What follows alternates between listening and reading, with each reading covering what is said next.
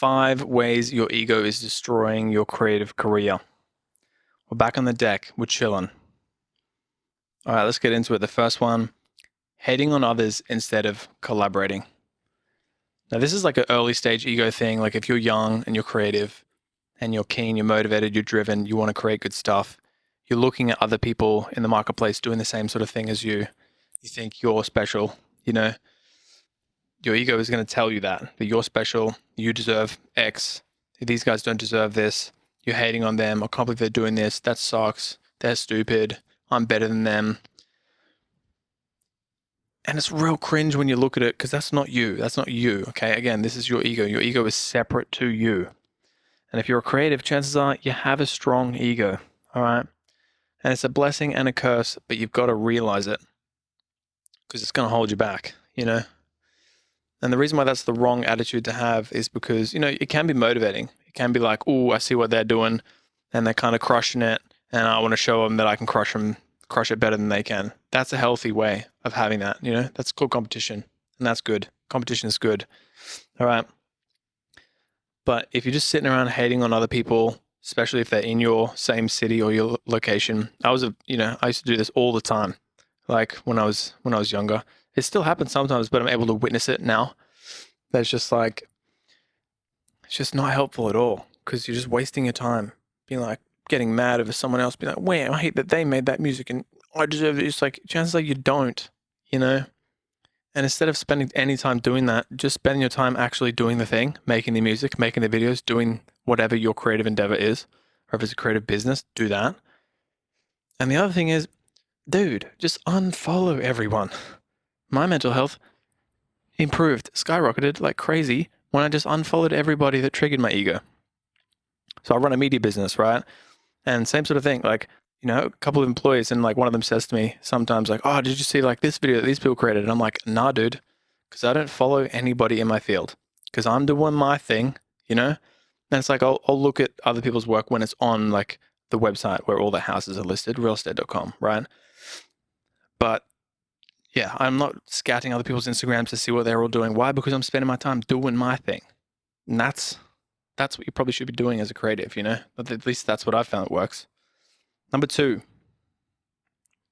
comparing yourself to other people. This is kind of off the back of the last one.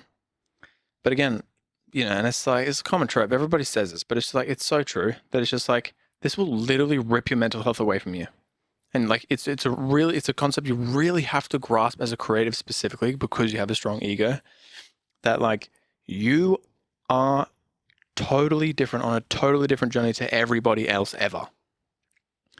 And the only person you need to compare yourself to is you yesterday, or you last week, or you last month, or you last year, And you're like, you know what?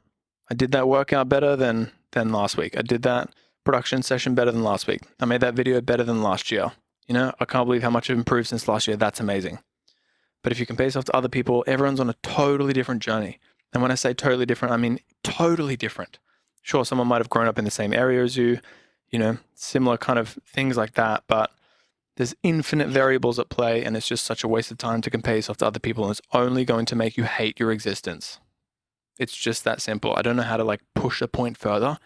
It's hard because when you're communicating something, you might hear it, but you might not like really hear it or get it.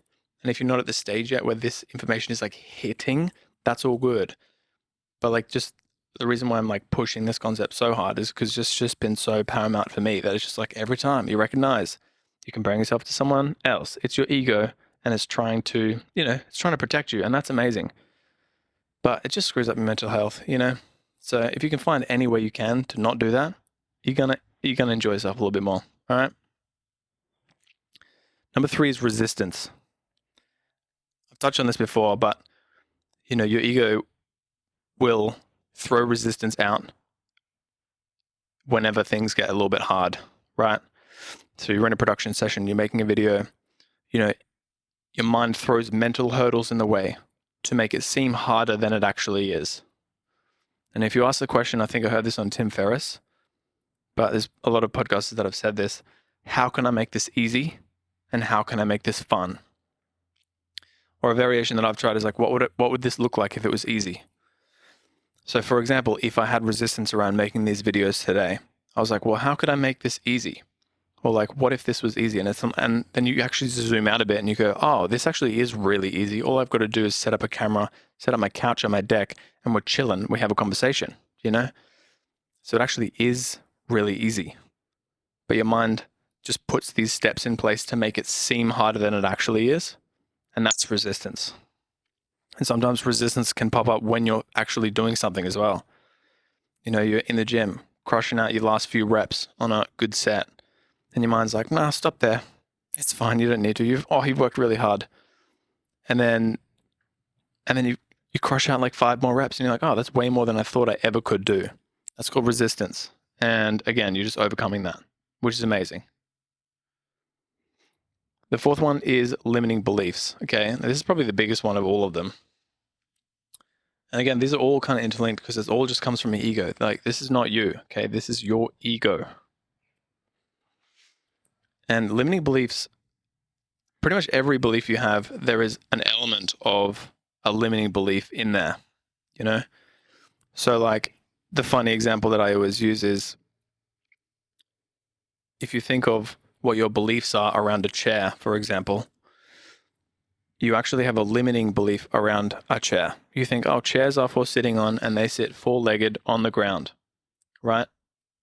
And that's what our brain does. It compartmentalizes everything. Oh, there's some rain coming in. Spicy. That's what our brain does. It compartmentalizes everything, puts things into boxes so that we don't have to think about it anymore. And that's great. That's a really good thing for our brain to do. But it does it in a lot of the wrong areas sometimes. So like with the chair thing, it's like, cool, that's what a chair is. And your brain puts that away in a box forever. So you never have to think about it. But that is a limiting belief because you could use a chair for many different things. You know, you could put wheels on a chair and surf down the hill on a chair if you really wanted to. All right. But you didn't think about that because that you've limited your belief around what a chair is. Does that kind of make sense? So in a more traditional sense, because that's obviously a silly example, is like, oh, I could never play on that stage as a professional DJ. It's just not true. That is a limiting belief that your brain and your ego is implementing to protect you. And it's going to stop you from trying. It's going to stop you from caring. It's going to look for evidence to prove that that's true, you know? And that will destroy your creative career quicker than anything else. So any belief that you have, there's potentially an element of a limiting belief within that belief. And if you can identify and question that and really unravel these beliefs, you're going to get places, homie. All right? Because, you know, you're going to be able to actually see what your true beliefs are. And you're going to be like, well, what if that wasn't true? Well, what if this was the belief? Well, what if it was possible to do that? You know, the old reach for the moon and you'll shoot for the moon, you'll reach the stars or whatever.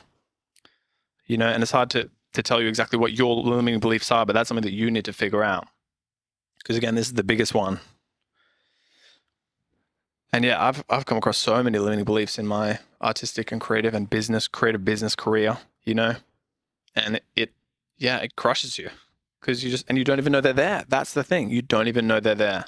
They're just hidden away and you're like, oh, this is my belief. And you're going about your daily, you know, but it's just none of them are true. I could never get a client, or like, well, I tried to get a client today and I couldn't. It's like, no, you didn't really try, or you didn't actually do all the things in your power to try and do that.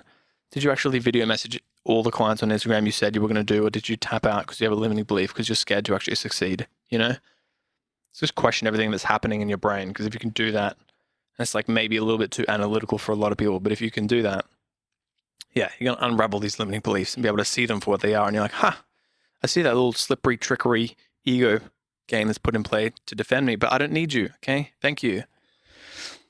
All right. The last thing is also really important. Doing it for the wrong reasons. You know, if you're in the game because you want fame, money, power, whatever, that's the wrong reasons. And it's what your ego wants, you know? And sure, that might be like a nice little, you know, bonus, right? But you have to ask yourself what the right reasons are. Because if the right reasons are, I'm doing this because I enjoy the time that I spend doing this thing. I enjoy the time I spend making music. And it doesn't matter if nobody ever hears my music because I enjoy the time that I spend doing that thing. You know, it's maybe a little bit different in in business, but maybe not. It's just like, the right reason would be like, I want to over deliver on value and create the best creative thing. Again, I run a real estate media business, so I want to make the absolute best real estate media and provide as much value to real estate agents as I possibly can. That I've identified for me is a right reason. If I'm like, I want to make as much money as possible, when you go out there and you do it, you feel less fulfilled. All right, because that's the wrong reason. And if you are genuinely doing things for the right reason, all of the benefits of the wrong reason thing will just appear, Because if I go out with that attitude, I'm going to make the best real estate media, I'm going to provide more value, then all the other stuff, like the money comes. But if you're focused on the money, you not only won't get it, but you won't be fulfilled either, So again, I can't tell you what the right reasons are for you, but that's, some exploration you have to do in terms of like figuring out what the right reasons are for you and following them. So these are 5 reasons I've identified that at least I've helped myself back in my own creative career, both just like hobby wise and also, actual career wise. And yeah, they'll kill your vibe if you don't recognize them, let me tell you. So I'd love to know which one resonates with you the most, or if there's any others that I've missed as well, let me know below. I would love to know. So thanks for hanging out with me in this creative philosophy episode on my deck, and I'll see you in the next one.